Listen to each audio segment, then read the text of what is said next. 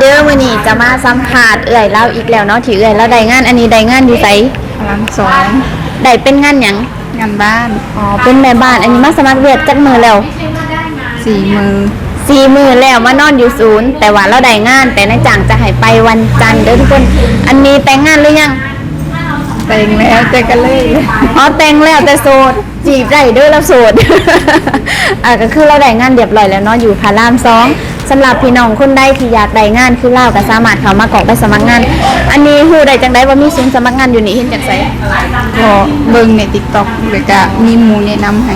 อ๋อเห็นจาก TikTok แล้วก็มีหมู่แนะนำให้หมู่ที่เขาแนะนำเขาได้งานจากนี่อยู่บ่ แม่น อ๋อเขาได้งานจากนี่ทุกคนบ้านใด บ้านกลาง เมือง เรางาม อ๋อเมืองเรางาม ทุกคนผู้ใดที่อยากได้งานก็เข้ามากรอกใบสมัครได้เด้อบริษัทของเฮาเปิดทุกมื้อเนาะตั้งแต่เวลา 8:30 น. ฮอด 6:00 น. เด้อสำหรับมื้อนี้ลาไปก่อนเด้อทุกคนสบายดี